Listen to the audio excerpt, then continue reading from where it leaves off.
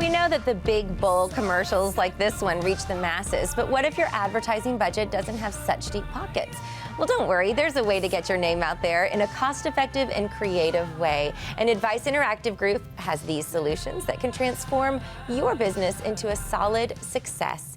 Welcome, digital marketing expert John Kaufman. Thanks for having me. So happy to have you. You're going to be here every week. I know, you're stuck with me for a long time. I wouldn't call it stuck. We're happy that you're here. Thanks. So tell us what your business does, Advice Interactive. Sure, so we're a digital marketing group. We're headquartered out of McKinney, Texas. We work with local, national, even global businesses from digital marketing strategies like their social media or their search marketing to web design development. And, you know, it's from the little guy all the way up to the big Fortune 500.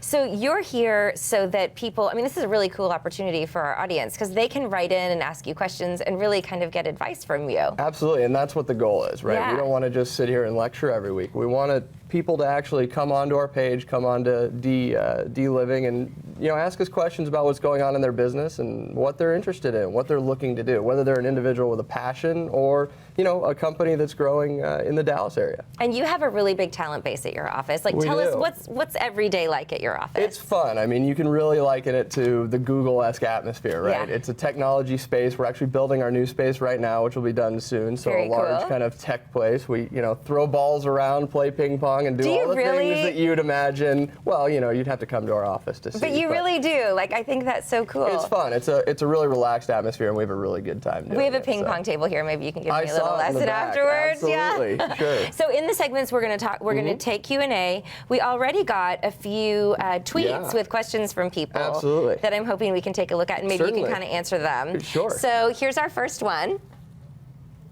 Let's see where it is. Okay. Should I use social media as a small business, and how can I use it? Okay, great question. I think that was a Twitter question. So, yes.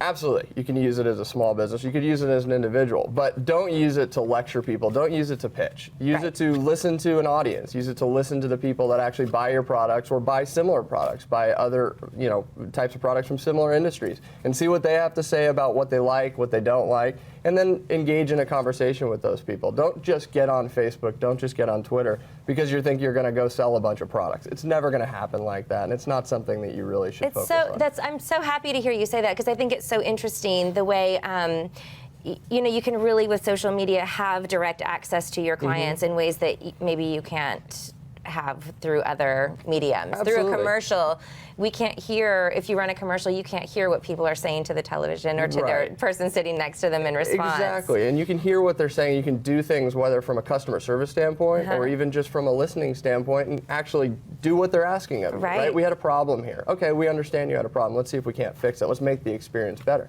And people that embrace it for that kind of methodology rather than saying stay at our hotel, come to our restaurant, have a much better success rate with it. Very cool. Okay, we have another Twitter question that we got in advance, right? And it's about having a website. I have a website. Should I build a mobile site? I have a confession to make personally to you. I have no idea what the difference is between the two. Okay, so let's start there. Okay, so it goes back to a lot of different buzzwords. There's responsive, there's adaptive, there's online desktop websites that you go to when you're just sitting on your computer, on your laptop, and then there's websites that you go to when you're on your phone. And sometimes you'll see that when you go to those websites, you go to your phone, it transfers over to a mobile platform. Well, 3 years ago, if that question would have been asked by a viewer, it's extremely expensive for someone to do. But nowadays, if you're an individual, maybe you're selling jewelry online, maybe you're opening up a restaurant, it's very easy. You can go to Google, and Google actually has a template where in just a few minutes, they'll take your online site, your desktop site, and they'll transform it into a mobile-friendly version. Wow. You don't want to go to your cell phone or your iPad and read tons and tons of content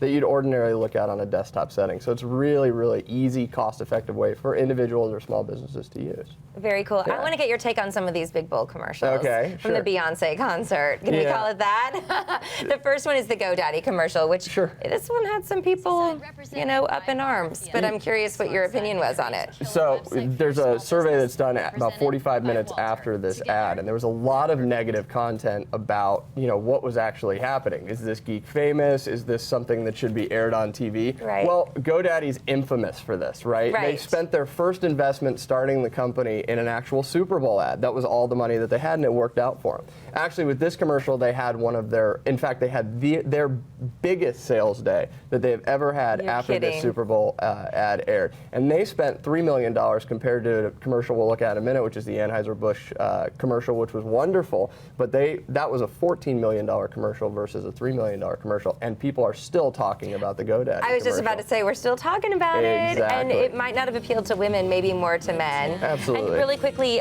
the Budweiser commercial you just referenced, what'd you think about? It was brilliant. It was great. It's really heartwarming. I'm always of the mindset that you want to sell your product in a commercial, and I didn't see as much of a product in this. Obviously, we didn't see it in the GoDaddy commercial either, but it gets people talking. There was some buzz about this, a ton of positive sentiment, but unfortunately on the web, positive sentiment doesn't always equal sales. Right. So the jury's still out on the social media aspects of that commercial itself. But it was a beautiful, heartwarming commercial. Thank you so much for being here. Thank you. We'll see you next Wednesday Absolutely. as well. Looking forward to it. If you have a question for John and the experts at Advice Interactive Group, you can live tweet during the show at Advice Group, #BizVisible, or go to their website at adviceinteractivegroup.com. Is it .com or .tv? .com/TV. .com/TV. You can also let them know you would like to be a featured guest on one of their segments. We can get free advice for you. You can also reach them by phoning 877-692-7250.